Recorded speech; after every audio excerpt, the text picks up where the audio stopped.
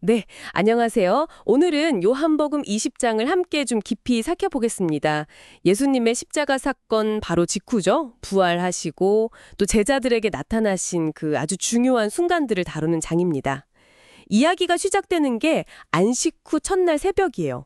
아직 좀 어두울 때인데 막달라 마리아가 무덤에 갔더니 돌문이 옮겨져 있는 걸 발견한 거죠.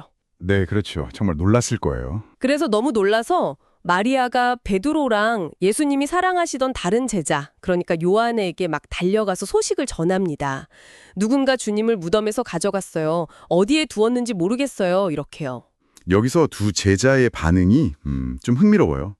소식을 듣자마자 둘 다 무덤으로 막 달려가거든요.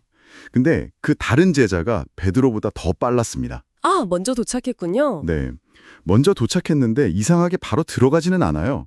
몸을 굽혀서 안을 이렇게 들여다보는데 세바코가 놓인 걸 봤죠. 그런데 뒤따라온 베드로는 망설임이 없어요. 그냥 바로 무덤 안으로 들어갑니다. 네, 성격이 좀 급했는지도 모르겠고요. 들어가서 보니까 세마포도 있고 또 예수님 머리를 쌌던 수건, 이게 그냥 놓인 게 아니라 다른 곳에 심지어 가지런히 개켜져 있는 걸 본 거죠. 맞아요. 그게 아주 중요한 포인트죠. 그냥 도둑이 훔쳐간 거라면 그렇게 정돈되어 있을 리가 없잖아요. 뭔가 좀 다른 상황이라는 거죠. 그렇죠. 그제야 먼저 도착했던 다른 제자도 따라서 들어가 보고 성경 표현을 빌리자면 보고 믿었다. 이렇게 되어 있어요. 네. 하지만 이때까지도 사실 제자들이 예수님이 부활하신다는 성경 말씀을 완전히 이해했던 건 아니었어요. 아, 그랬군요. 빈 무덤하고 그 수건을 보고 믿기 시작했지만 완전한 이해는 아니었다는 거네요. 그렇죠. 그 상황 자체가 너무 충격적이니까요. 제자들이 돌아간 후에도 마리아는 홀로 그 무덤 밖에 남아서 계속 울고 있었어요. 아이고, 얼마나 마음이 아팠을까요? 네. 그러다 다시 무덤 안을 이렇게 들여다보는데 이번에는 흰 옷 입은 천사 둘이 예수님 시신이 있던 자리에 앉아 있는 거예요. 천사들이요? 와, 천사들이 왜 우느냐 이렇게 묻는데 마리아는 여전히 예수님 시신을 누가 가져갔다고 생각하면서 슬퍼하고 있죠.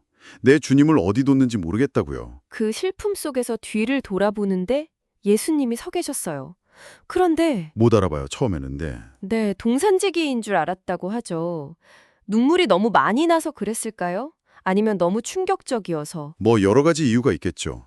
그래서 동산지기인 줄 알고 혹시 당신이 옮겼으면 어디 뒀는지 알려주세요. 제가 가져갈게요. 이렇게 간청까지 합니다. 아, 정말 안타까운 장면인데. 바로 그때 결정적인 순간이 오죠. 예수님께서 아주 다정하게 마리아야 하고 이름을 부르세요. 아, 그 음성을 듣는 순간 마리아가 바로 알아차립니다. 그리고 히브리 말로 라보니고 외치죠. 라보니, 선생님이라는 뜻이죠. 네, 근데 그냥 선생님이라기보다는 나의 선생님, 나의 주님 같은 아주 깊은 존경과 어떤 관계성이 담긴 그런 호칭이에요. 그렇군요. 예수님은 근데 붙잡지 말라고 하시면서 제자들에게 가서 부활 소식을 전하라고 첫 번째 증인으로 보내시는 거죠. 맞습니다. 마리아는 곧장 제자들에게 가서 내가 주를 보았다고 또 예수님이 하신 말씀을 그대로 전합니다. 그리고 그날 저녁이 됐어요.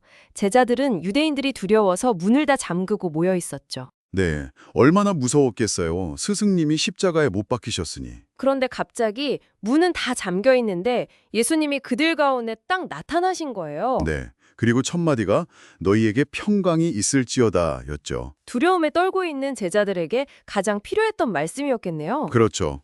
그리고는 당신의 손과 옆구리를 보여주셨어요. 못자국과 창자국을 직접 확인시켜 주신 거죠. 부활하신 몸이라는 증거로요. 그걸 본 제자들이 비로소 주님을 알아보고 크게 기뻐했다고 기록되어 있습니다. 네, 예수님은 다시 한번 평강을 말씀하시고 아주 중요한 선언을 하시죠. 아버지께서 나를 보내신 것 같이 나도 너희를 보낸다. 이건 뭐 사명을 주시는 거네요. 네, 그리고 숨을 내쉬면서 성령을 받으라고 하시고 죄를 사하는 권세까지 부여하십니다. 이게 사실상 교회의 시작과도 같은 그런 장면이에요. 와, 정말 엄청난 순간인데 근데 이 자리에 없었던 제자가 있었어요. 네, 꼭 이럴 때 빠지는 사람이 있죠. 바로 디두모라고 불리는 도마였습니다. 네, 쌍둥이라는 별명을 가진 도마죠. 다른 제자들이 막 흥분해서 우리가 주를 보았다 이렇게 말하니까 도마가 뭐라고 하냐면 아주 유명한 말이죠. 나는 못 믿겠다. 내가 직접 그의 손에 못자국을 보고 내 손가락을 그 못자국에 넣어보고 또 내 손을 그 옆구리에 넣어보지 않고는 절대로 믿지 못하겠다. 와, 정말 강한 의심이에요. 요즘 말로 하면 거의 팩트체크를 요구하는 수준인데요. 그렇죠. 아주 구체적인, 감각적인 증거를 원했던 거죠. 자, 그래서 여드레, 그러니까 8일이 지났어요. 제자들이 다시 모였는데 이번에는 도마도 같이 있었습니다. 네, 물은 여전히 잠겨 있었고요. 그런데 또 예수님이 나타나셔서 평강을 빌어주시고는 곧 바로 도마에게 말씀하세요. 마치 도마의 그 마음속 의심을 다 아셨다는 듯이요. 네, 내 손가락을 이리 내밀어 내 손을 보고 내 손을 내밀어 내 옆구리에 넣어보라. 그리하여 믿음 없는 자가 되지 말고 믿는 자가 되라. 이렇게요. 의심을 꾸짖으신 게 아니라 오히려 그 의심을 정면으로 마주하고 믿음으로 초대하시는 모습이네요. 맞습니다. 도마의 그 요구를 그대로 들어주신 거죠. 그 순간 도마의 모든 의심이 다 무너져 내렸을 것 같아요. 네. 그리고 그는 정말 위대한 신앙 고백을 하죠. 나의 주님이시요 나의 하나님이시니이다. 와, 그냥 부활하신 스승님 정도가 아니라 주님 그리고 하나님으로 고백한 거네요. 그렇죠. 엄청난 고백이죠. 이때 예수님의 대답이 또 중요합니다. 너는 나를 본고로 믿느냐? 보지 못하고 믿는 자들은 복되도다. 아, 이게 오늘 우리에게 하시는 말씀 같기도 하고요. 네, 정확합니다. 사실 요한복음 저자가 이 책을 기록한 목적이 바로 이 부분과 연결돼요. 마지막 30절, 31절을 보면 예수님의 행하신 표적이 훨씬 더 많지만 이 책에 기록한 이유는 딱 하나라고 밝히죠. 그게 뭔가요? 바로 여러분이, 그러니까 이 글을 읽는 사람들이 예수께서 하나님의 아들 그리스도이심을 믿고 그 이름을 힘입어서 생명을 얻게 하려는 것이라고요. 아, 도마처럼 직접 보지 못해도 이 기록을 통해 믿고 생명을 얻게 하려는 거군요. 네, 보지 않고 믿는 그 믿음을 격려하고 또 가능하게 하려는 목적이죠. 네, 오늘 살펴본 요한복음 20장은 정말 한편의 드라마 같았습니다. 빈 무덤에서 시작해서 마리아, 제자들, 그리고 의심 많던 도마까지 부활하신 예수님을 만나면서 믿음이 싹트고 깊어지는 과정을 생생하게 보여주네요. 그렇죠. 그리고 마지막에 예수님께서 남기신 그 말씀, 보지 못하고 믿는 자들은 복되도다. 이 말씀은 뭐랄까 2000년이 지난 오늘 우리에게 직접적으로 질문을 던지는 것 같아요. 네, 여러분은 눈으로 직접 확인하지 못한 이 부활 사건을 어떻게 믿음으로 받아들이고 계신가요? 도마처럼 때로는 의심하고 질문할 수 있지만 그것을 통해 오히려 더 깊은 믿음으로 나아갈 수도 있겠죠.